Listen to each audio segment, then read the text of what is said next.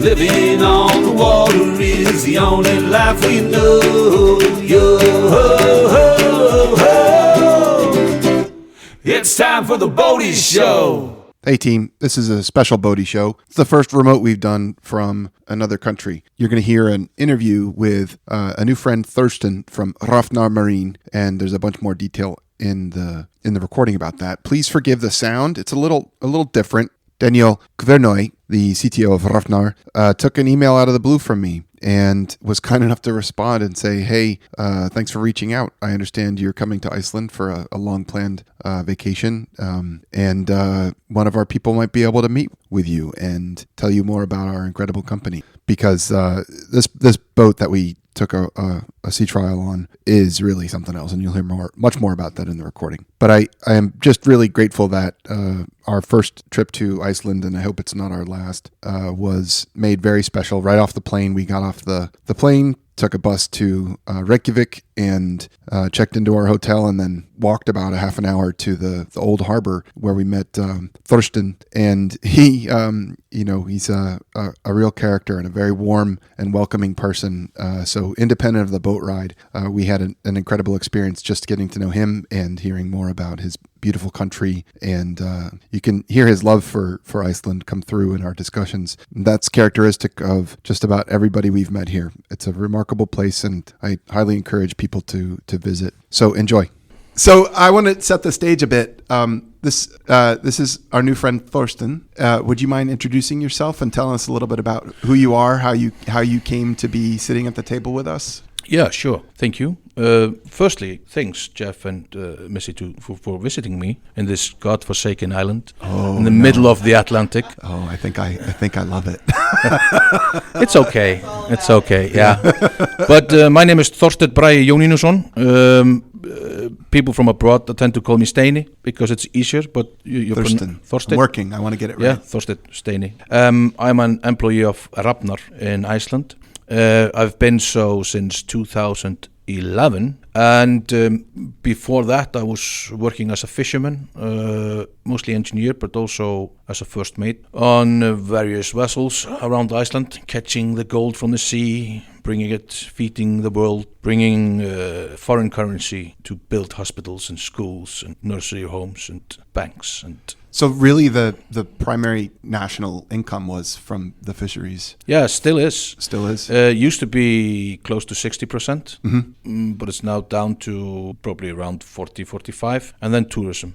Okay. Down to 45, and the difference has been made up by tourism? Yeah. Yeah.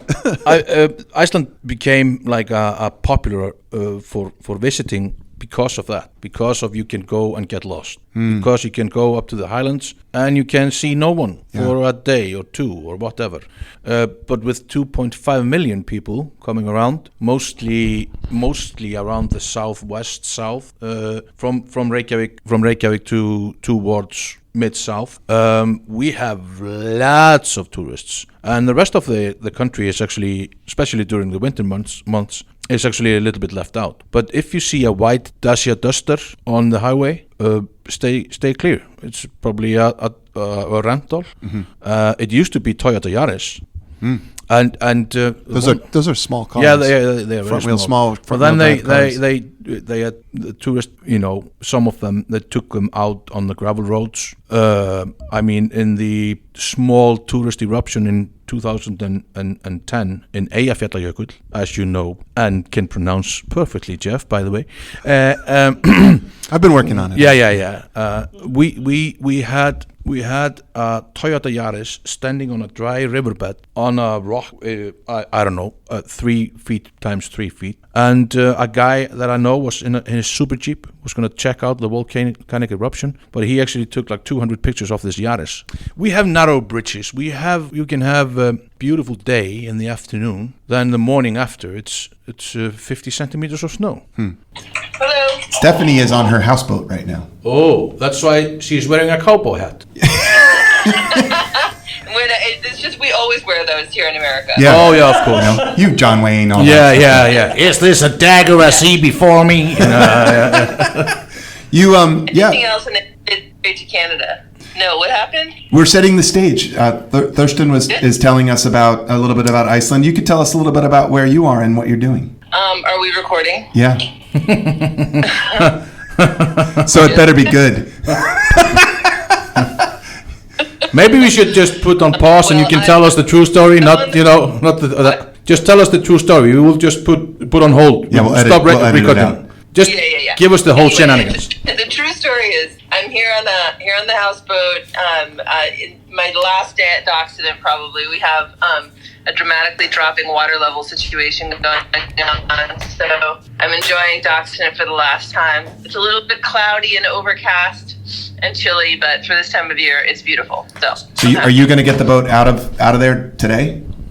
Yeah, I think so. Okay, good. So Stephanie's on the St. Lawrence River, border between Canada and the U.S., and the water levels fluctuate seasonally, so it's almost like an annual tide. Yeah. And there's some control over it from a dam, but way less than most people think. They think, oh, you open the valve, you close the valve. Yeah. So the water in the center of the continent starts to freeze up or something, or that's why the level drops, or that would be what would happen here, but it basically the runoff from the spring and winter has run off. Yeah. Okay. And so it's going back to more of just a lower natural level. Yeah. So this river drains all of the Great Lakes out to the sea. Yeah. Yeah. And Stephanie's houseboat. So it took a long time for that spring runoff to leave, but it basically takes the whole summer for the water level to drop, which, like Jeff said, there's a little bit of control, but this time of year the water goes down, and right now I have about 6 to 8 inches underneath the skeg of the motor, so it's time to go. So for a few weeks now, I've been encouraging Stephanie to move her houseboat.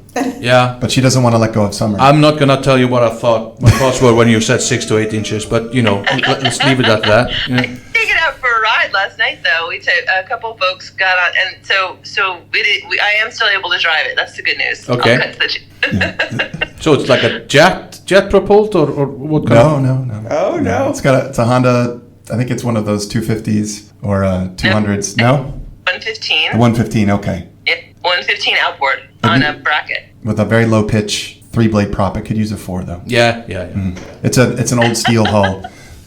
We're not here to talk about the houseboat because we talk about the houseboat all the damn time. We're here to talk about Thorsten and the Rafnar doing okay. Oh yeah. It's so O with an umlaut K. It's not pronounced okay though. No. What's it pronounced? It's cow. It's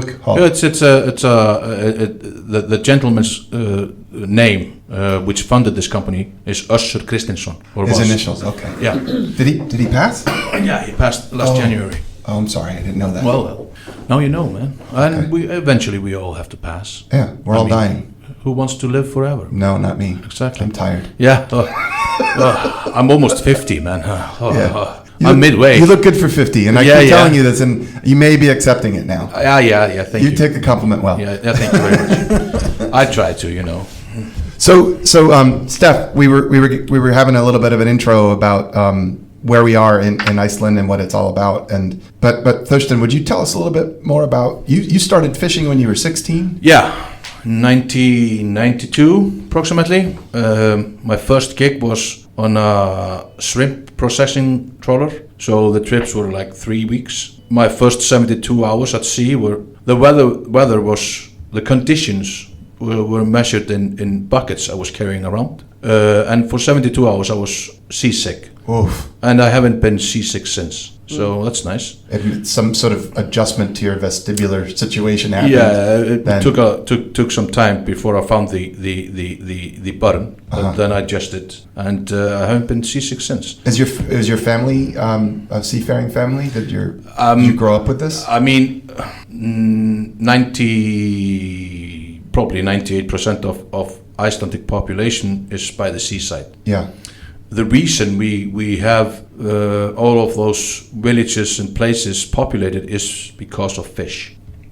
That's the one reason. And you just said a little bit ago that 60% of the economy was fishing. Now it's down to 45. Tourism has increased, but still that's a huge proportion. Oh yeah. Mm-hmm. I mean the fishing banks around Iceland, they are rich.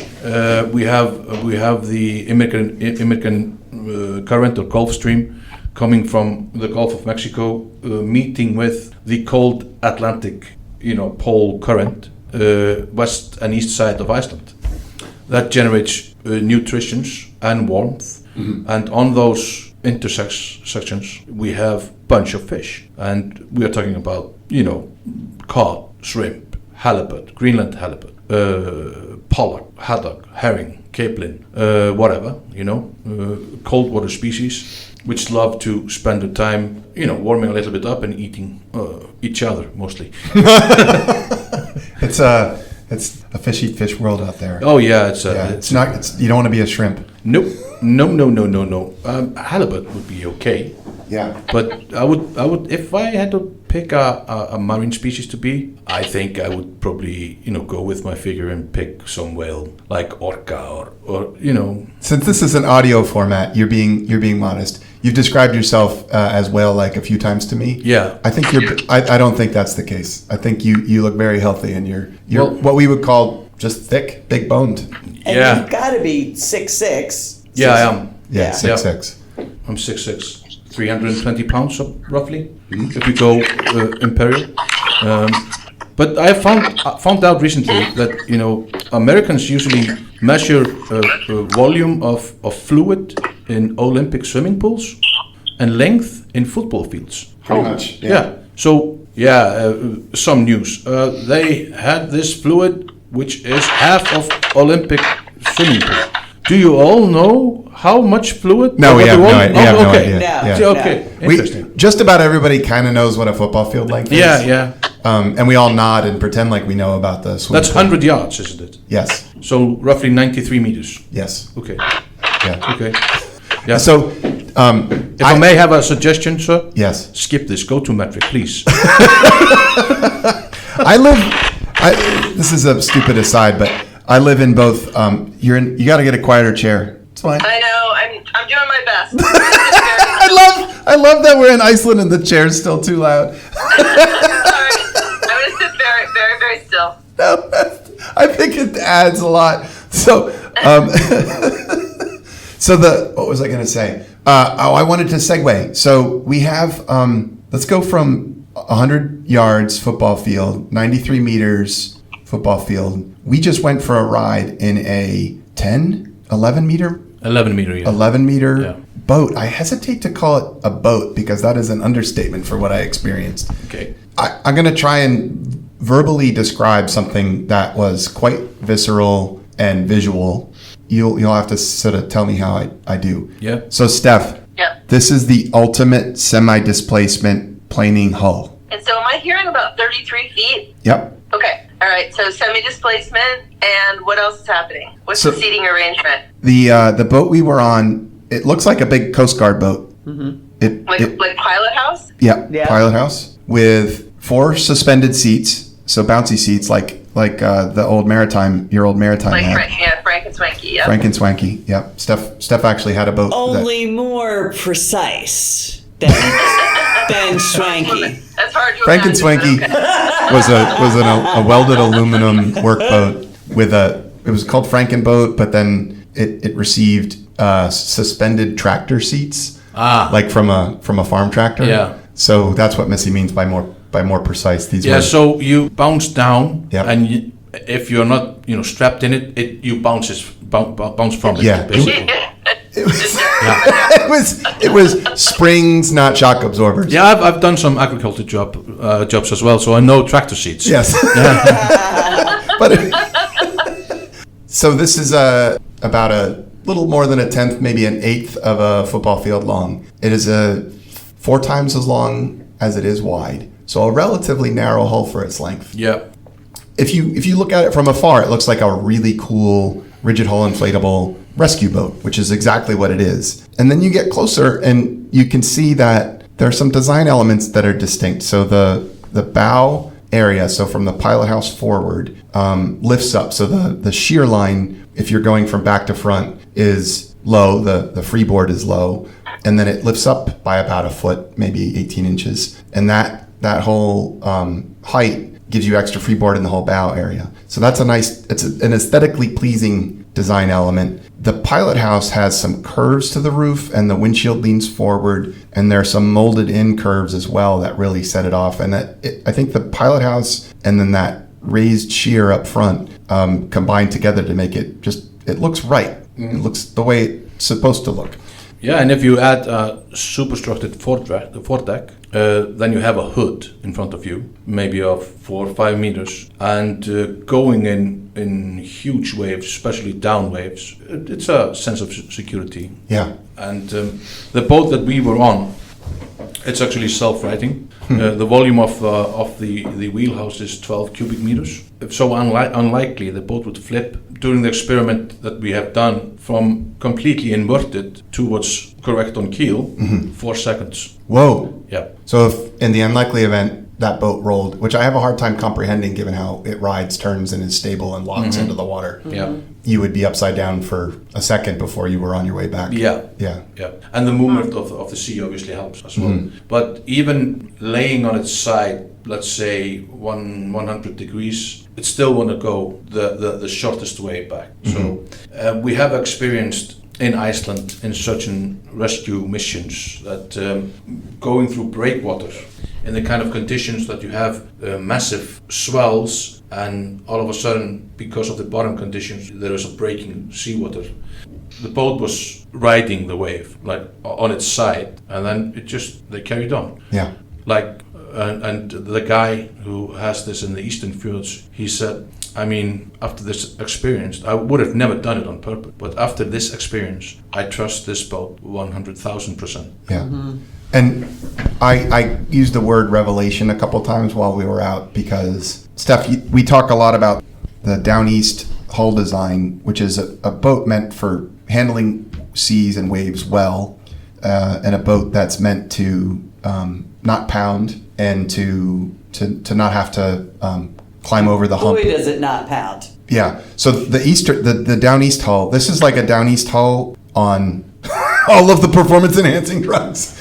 And Steph, when Thurston hit the throttle, the bow climbed maybe 10, maybe 10 degrees. Less.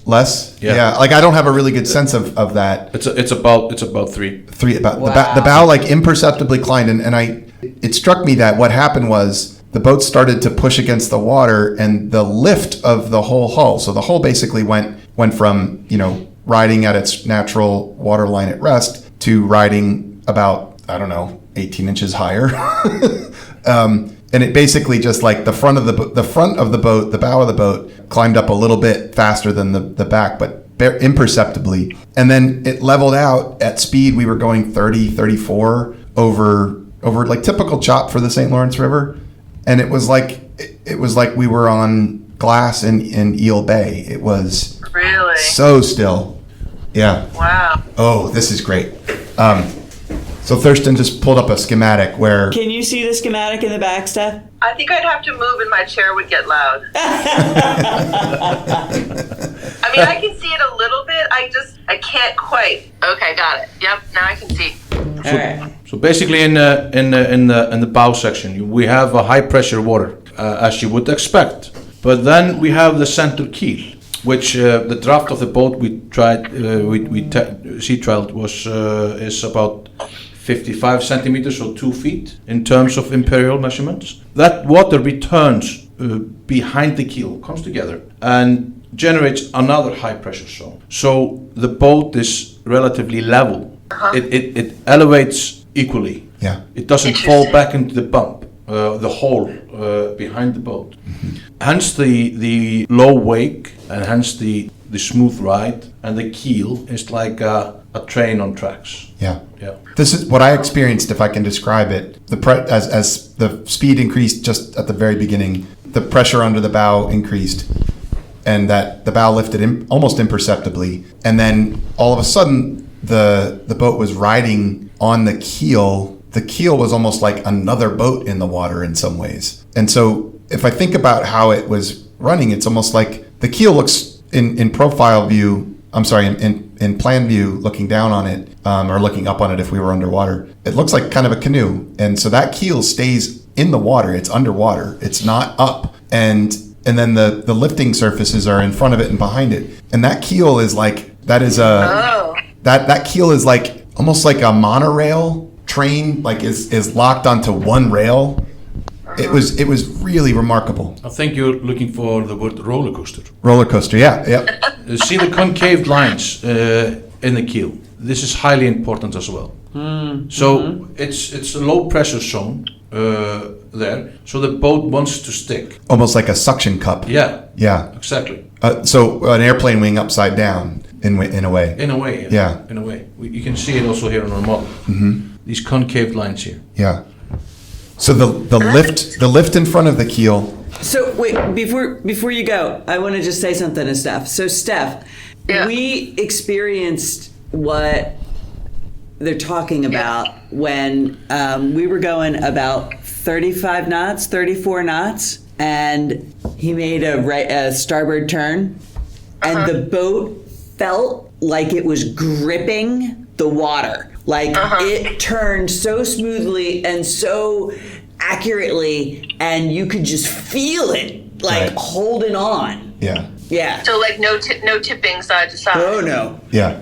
And the lateral acceleration, like it was for people who like speed and acceleration, it was awesome. It gives you that that giggly thrill. Thurston's point about a roller coaster. So if you remember like on old school roller coasters that are like after you come off of the big hill and you're like bleeding off speed to go back in, the roller coaster will like go around a sharp curve and it stays perfectly flat and you just get slammed to the side of it. There's the picture of it. Nice. Yeah. Can you see that stuff? So Thurston said, "All right, Missy, back in your seat. All right, everybody, hold on. I'm gonna whip." He didn't say whip, but he's like, "I'm gonna make a starboard turn."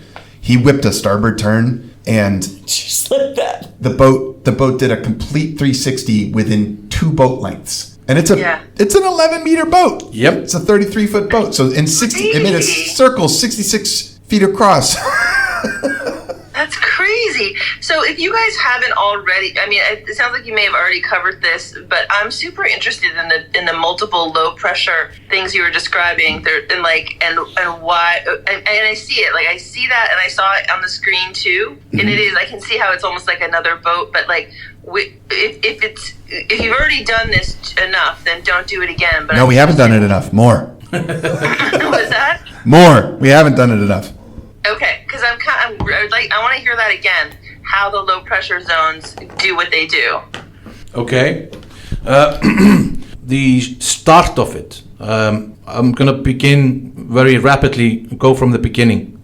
The owner and inventor of this hull shape, he gained his fortune in his trade, and he bought some superyachts. And with every superyacht there comes a tender at least. So he was going from his yacht to a shore in a bumpy situation. He thought it must be another way to do this. So he started to develop this hull shape. Now, with tank towing designing from 2005 up until 2015, when the first commercial boat was released, we've gone through at least 120 different models of tow tank models and a bunch of life size, if you like, boats, one-offs, prototypes, yada yada yada. But this boat that you are seeing was we were on a few moments ago. This is the Rafnar 1100, and we have other models as well, the Rafnar 850, and we are starting on a 20-meter version, and we have had a 12-meter version.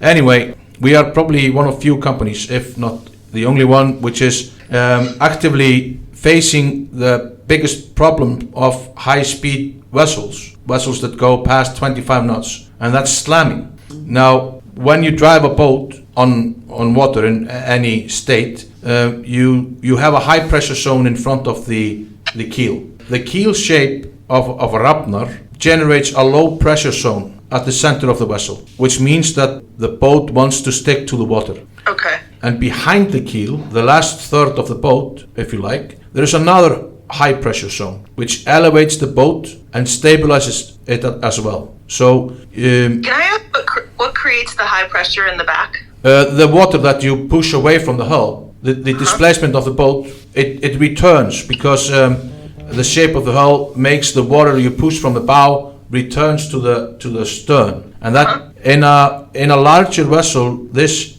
and in speeds that are lower than 20 knots, this water also generates propulsion by pushing to the back of the keel, so you have propulsion for the vessel, which makes this hull shape also hopefully ideal for larger vessels. But in high-speed vessels, like we just tried, it generates lift, so we get less displacement. We are probably 10% more wet surface than a similar deep V, but also directional stability, and I would say exceptional seaworthiness. And as I told you before, in the voyage we did in 2016 from Reykjavik to Gothenburg, we departed 27th of April, and we saw 5-meter swells between Iceland and the Faroes, and 6 meter, that's 20 feet waves between the Faroes and the Shetland, and we averaged 27 knots between Iceland and Faroes and 21 between Faroes and Shetland, but it was choppier then in an 11-meter boat, and it never felt unsafe. On 2 occasions we had to throttle completely down and put the bow in. All windows were taking breaking waves, but never felt unsafe, never at all. And Interesting. the closest we came to any kind of sea state, Thurston called somebody he recognized who was in a whale watching boat and asked permission for us to go cross the wakes of this thing. Do you know who that captain was? Yeah, that's Uddi, my friend. Okay. Yeah. Because Thurston, I don't think you sleep much.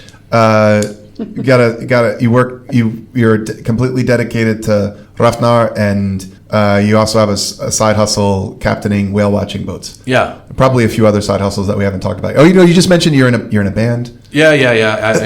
I'm in a choir. I mean, it's a rock and roll band with like 40 lead singers. And the best thing is we don't have to know how to sing. We just have to be good at partying, man. Bro. Yeah. You're in a rock and roll choir? Yeah. Of course. Of course. Do you have any recordings that you would share with us? We have published 4 albums. Do you think it would be okay if I played a little bit of the music on the podcast? Oh, if I edited it in? yeah. What's the name of it? Fjallabræður. It's easy. Will you text it to us? Yeah, I will. We are on Snap. We are on. By the way, Icelandic is a beautiful language. I really am enjoying it. The prospect of 40 rock and roll choir singers. Yeah.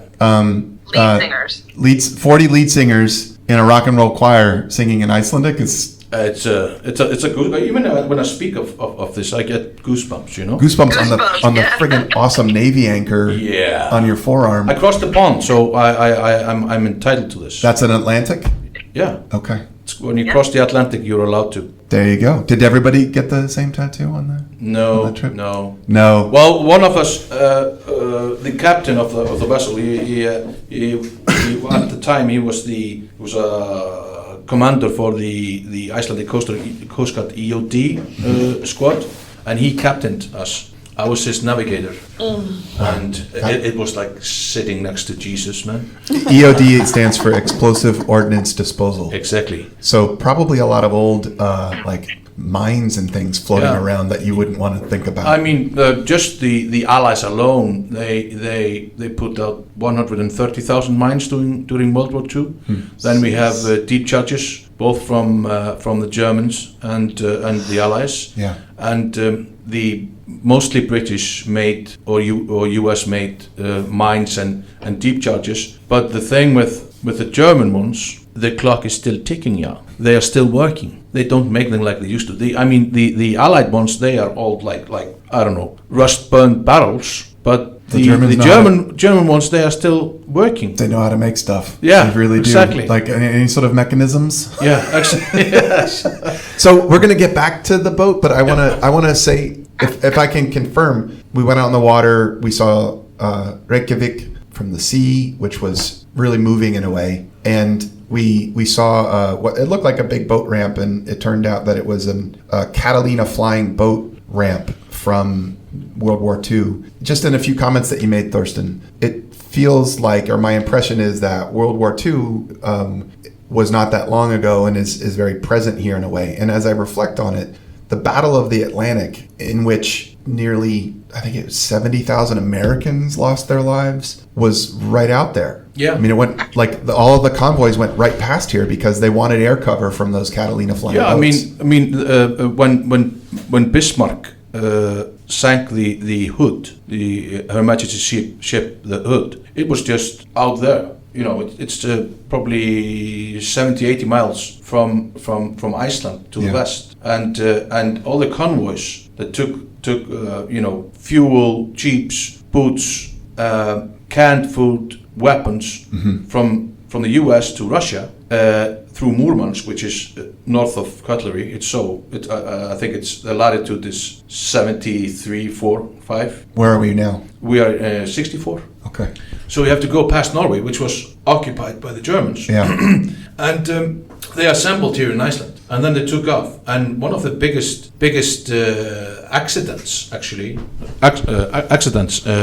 in World War II, casualties around Iceland, was when a convoy, which has been devastated on the way north to get here, to get to Russia, and then they came back, and they sailed into one of the minefields out of Westernfjords, and 580 people lost their lives after surviving all of that. Exactly. So that is in the States, the war was in Europe. There were a few submarine actions near the coast, but here it was you were surrounded. Yeah. Yeah. Even in the late stages, coming from America, a ship, Icelandic ship called Goðafoss, was sunk just outside in the bay, like towards the airport, just outside Keflavik. Yeah. That was late '44, and a bunch of people. I mean, by then the U-boats had gone drastically down. U-boat.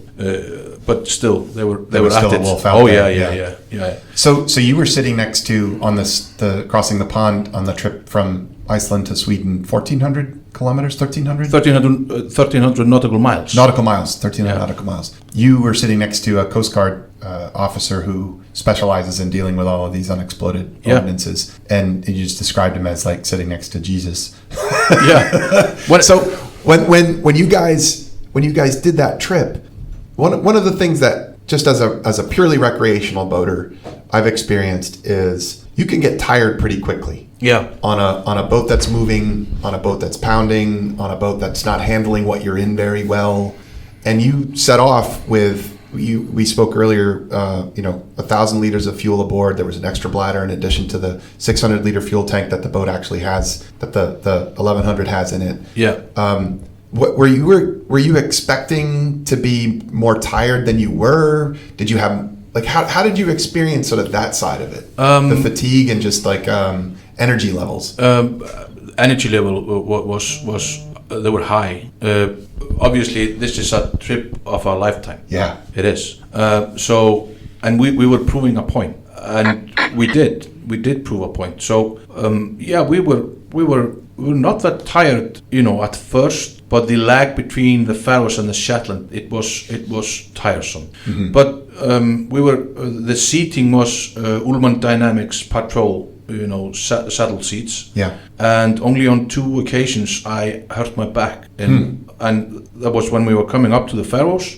The waves, the swells were coming from the north. There were wind waves coming from the south, and then we had currents coming out from the gaps between the islands. So it was like multiple sea. A washing machine. Yeah, exactly. Yeah. And we were doing 25 knots, and all of a sudden there was no water underneath the boat, and we just fell. And then that was bad, and on we went. Yeah. And then the second occasion was between the Faroes and the Shetlands. We were stalled for 6 days in the Faroes because of gale force winds. On the third day, we were in the boat ready to go, and then we saw the weather window was not good long enough. So we cancelled, and 3 days later we left. And choppy seas from we left the port of Tórshavn almost all the way to Yell Sound, which is between mainland Shetland and mid-Yell. And midway we were supposed to report to the Coast Guard via satellite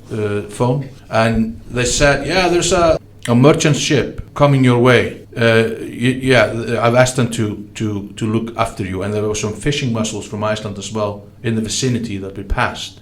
I saw the container ship once because we were always, they were down in a wave valley. The swells, yeah, the distance, but the vertical distance between the trough of the swells and the top of the swell meant you were down like in a valley, and you were up on a mountain, and then you were down in a valley. So the distance between us was 5 nautical miles, and I saw it once while we're passing it once. So that kind of situation, but we averaged 21 knots. Right. And then we went to refuel in Midjel because of Lervik, which is the capital. It's a service harbor for the oil industry. So to be able to tank, we would have to put an oil fence around the boat, and we're only able to use jerry cans, which makes complete sense because nothing has ever spilled out of jerry cans. Never. Yeah. You don't need to like worry about spill control with jerry cans. No. Anyway, we went to Midjel, which is a village there. The first boats I saw were Icelandic-made fishing boats, and 2 guys came on a pickup truck, Toyota Hilux, and put 2 barrels of petrol on the docks and gave us the hose, and then they flipped the barrels over, and we filled up the tank. Approximately 40 minutes sailing to Lervik. We docked. We checked into a hotel. We found the only open restaurant, which was a Nepalese restaurant in Lervik, Shetland. Of course. As you do. By far the best Nepalese restaurant I've ever been to in my life. Sounds good. Went to the hotel again, had a few, whiskies. We were in Scotland technically. Yeah. And they make Highland Park there. Well, in the Orkneys, but anyway, whiskey it was. Water of life. And a couple of beers. Got like good solid 5 hours of sleep, and then we're off again to Norway on a Sunday. Wow. No, on a Saturday. So you did not roll into Scotland just destroyed from being thrashed around. That is something you were there. You were proving a point, but it wasn't through heroics. No. Yeah. You were proving what you what your stamina could survive. Yeah, it was proving what this boat could do comfortably. Exactly. Yeah. Exactly. I'll bring us back around. Thurston called his friend, whose name I could pronounce very easily, but I choose not to. Yeah, I did. Called his friend. But Thurston headed straight at this wake, and Steph, it was that experience where you're looking at the big wake from the cabin cruiser rolling at you. You're trying to decide, should I approach it at a 45-degree angle? Should I completely slow down? Should I, turn around and run away? And we were going 35, solid 35 knots. He just planted the bow of this beautiful boat into that wake, and it knifed through. But that's when I really felt the on rails and the keel holding the boat at the right level in the water and resisting any of the vertical acceleration. That's like right as it crossed the first wake and hit the second, it felt like it pulled down almost to hold itself right where it needed to be to cut through the waves. That was when I said the word revelation. It was unbelievable. Yep. Really remarkable. I've probably taken somewhere around 4,000 people out in Rafnar. I've been doing this since 2011. Not one soul has said, it's bullshit you're saying. Yeah.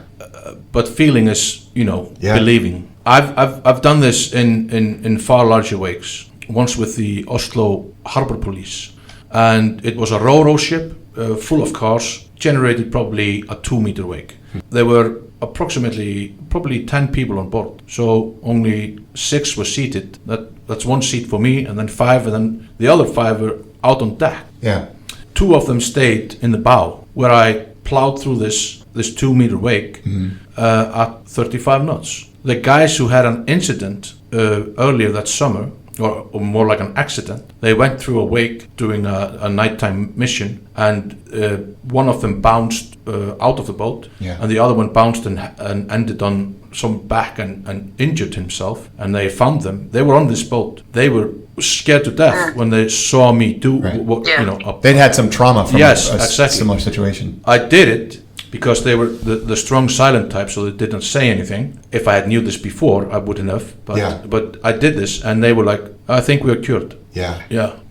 I'll add that also just in terms of how I experienced it. When we hit those wakes, you look at some boats that are sort of good at handling chop or waves, and it's just, I'll just give a layperson's impression. It's all about the sort of sharp bow knifing through things. That's not the predominant experience here. The keel is what's doing the work. The bow throws some water aside, but it's not all about parting the waves, so to speak. So the bow will throw some water aside. It kind of, the way that the boat rides, the bow ends up kind of like splitting the top of the wave, and I'm sure that contributes in a lot of ways to the sort of dissipation of that initial energy, or at least keeping the bow lift at an appropriate level. The thing that I was expecting was to be jerked forward with a sudden deceleration, right? And that wasn't the case either, which you mentioned earlier, that the keel doesn't create drag. So if the keel cutting through that wave created a whole bunch of drag as it sort of split the wave, we would have slowed way down. Oh yeah. There was a sort of a slight moment of you knew that we were going through the wave, but it was not at all violent. Like I didn't have to brace myself, position myself, anything like that. And that was a big part of where the revelation sort of phrase came from, because we were talking earlier about our 23 foot Pinion. As a sharp bow, you can plant that bow into a wave and it will not vertically accelerate, but it will rapidly decelerate. Yeah. While it throws a giant sheet of water up into the air. Yeah. Right? That was not the case. It wasn't splitting the wave, displacing water into the air. I clearly could go on and on about it, because I'm trying to find the words to describe it, because it's the videos that I'd seen before I came just can't do it justice. The experience of it, thanks to Thorsten and Rafnar, has been just fantastic. And I want to see this. As you can see, the conditions there. It's always good to show videos in a radio show. Yeah. So we're looking at the 1100. Is this the one that went across the Atlantic? It's the same type, but as you can see, we have strong wind of 64 miles per hour. Yeah, it's probably it's a lot. It's 10 Beaufort, and the boat is doing 34 knots, and you can see it dries sometimes, but it never goes wrong. This is it's coming out of the water, but is it part of it is in the back? Is part of the keel in? Exactly. If you can do this and not get injured, you are riding a good boat. Yeah. And these guys are all alive, I can tell you that. we were speaking earlier about the sense of pride, satisfaction, joy that comes from driving a boat well, using the trim, adjusting, steering appropriately. And my entire experience in sort of figuring out how to keep a boat under control was from having a 6 and a 4 and a 2-year-old in a Boston Whaler and trying to make sure that they didn't bounce out. And that's always a good. It's a good standard to hold to. Don't lose the kid. Don't bounce the kid out. So we weren't in the North Sea doing search and rescue, but like from a pleasure boating and a leisure boat standpoint, like there's a lot to the safety that can and comfort that can be had from riding like this. And so, could you talk a little bit about how Rafnar's started clearly with search and rescue, Coast Guard, response, just like truly mission first market, the mission first customer, the mission first, evangelist. Because like the Coast Guard, the Coast Guardsman, the EOD gentleman, he didn't have to do that. No, he just wanted to. Yeah, but you've entered the leisure boat market also. Yeah. Is it sort of coming back around to that yacht tender that your founder was driven to sort of create a better tender? Yeah, we have come to that. We've made a few tenders for super yachts. We have also made a few recreational boats that people of wealth, they buy them because they're a little bit pricey, those boats. But you're getting your money's worth in seaworthiness and quality. These things are built so well. Like when I was on it, it was like there wasn't a squeak, a rattle, anything, anywhere. And we were on a boat that was from 2014? 2020. 2020, sorry, yeah. That's used by the kind of the volunteer search and rescue crew here.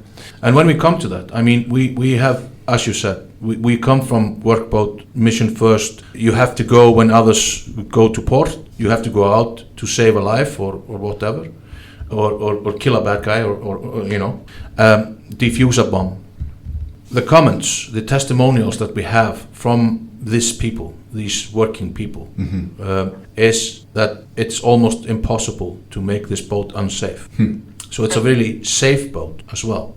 And you think of it, if we look at, for example, recently, we've been, or not recently, through the years, we've been in contact with IMRF, International Maritime Rescue Federation. And most of the ISAR, RNLI, those organizations around Europe and probably in other continents as well, they have stated that a volunteer on a rescue boat the boat should not go faster than 35 knots or 30 knots. Because a volunteer has no business in going faster than that. These boats that we are looking at in flat water goes with twin 300 engine setup goes 40 knots. We have had these comments frequently from the pros. Impossible to make unsafe. Yeah. Or almost impossible to make unsafe. Yeah. That you can go out to sea and not only be in less fatigue from A to B, you are so much more capable in doing the mission. You're not, battered around. You're not tired. You are in full function, eyes. You're looking for someone. And when you make a recreational boat, we have the same thing. You have high quality built boat, which is almost impossible to make unsafe. Yeah. So even though you're not used to boats, it's hard for you to do any damage. And even if as so frequently happens in this country, the weather changes from good to worse. Right. You are still able to go home without killing yourself or your family, Yeah. or losing the kids. You know? I go ahead, Steph. You laughing? Oh, I think I was just laughing at the losing the kids reference. Yeah. It's always fun when children get lost. Exactly. And so, some things cross, to different parts of the world. Everyone wants to avoid losing the kids so far. Sometimes I wish my children had got lost. I mean, seriously, no, they're nice. I'm joking now. I withdraw this comment. that won't get edited. Keep an eye on his time. Yep, I am. So Thurston's got a hard stop. Just as a plug for the recreational market, to be in a boat that can handle way more than you ever possibly could. Also, there's an experience that I have sometimes where I'll be distracted. I'll look at a loon or another boat, and I'll kind of miss the timing of the waves that I'm crossing over. To be in a boat that doesn't all of a sudden hit a wave wrong because it hits every wave right, as a recreational boater, that's a big deal. Yeah. Yeah. In terms of safety and just enjoyment, and having the people, maybe your guests who are along with you, be comfortable and want to go back out with you. That whaler that I was trying not to throw my kids out of, it really gave a very unfavorable impression of boating to some friends that we had taken out over time in that. Mm-hmm. So there's a big upside to that. Like, people like to share boating with friends and family. So you give somebody an experience like this, they're gonna be really into it. So we're gonna wrap up. Yep. Anything that we should know about Rafnar or you or Iceland? Well, we need a couple of hours at least if you're talking about me. Yeah. No. There are things we should know about you. There are probably things that we shouldn't know about me. No, I mean, I'm just happy that you were able to come for a visit. We're so grateful that, I reached out, I filled out the form on the website, and all of a sudden I had a nice email thread going with these wonderful people here, and I'm very, very grateful that you took us out, you shared your home waters, you shared your home with us. You see, you can find the videos that we've been scrolling through at YouTube. Just type in Rafnar. Yep. Rafnar Boats, Rafnar Maritime. Rafnar. Exactly. The website Rafnar.com. Yeah. And we've been a long time in the business, but in this mariner's business, people are burdened by the thought of it has always been done like this. We are doing things differently, and I think I believe, and I believe that you guys believe, that we are doing the correct thing. Oh my God, yeah. I don't say this lightly. I've been in a lot of boats this size and smaller. This ride, this hull, everything about it is it's just. I mean, words are escaping me. Yeah, we operate in Iceland. We operate in Greece and Turkey, and we also operate in the great US of A. We have a collaboration with Disruptor Marine in Norfolk, Virginia. We have also a sales office No, in. you say that No.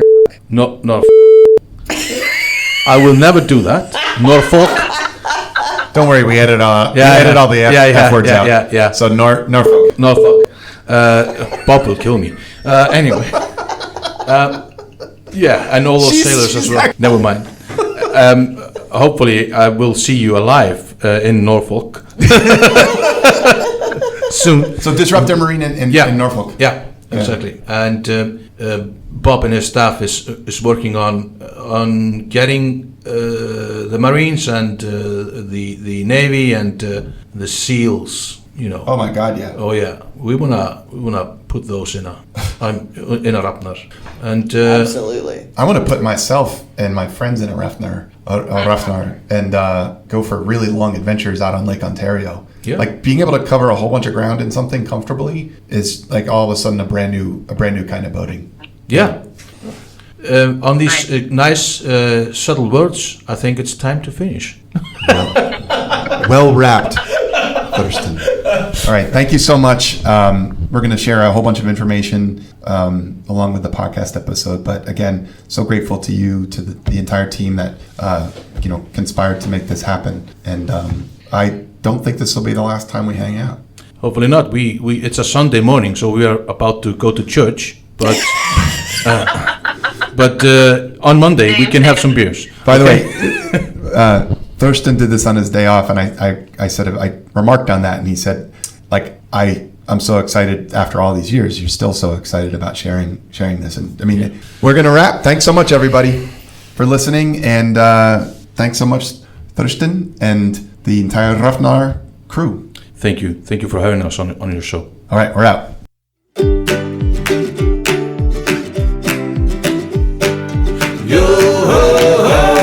That's it for the Bodie Show. Pack the cooler, grab the lines, let's go.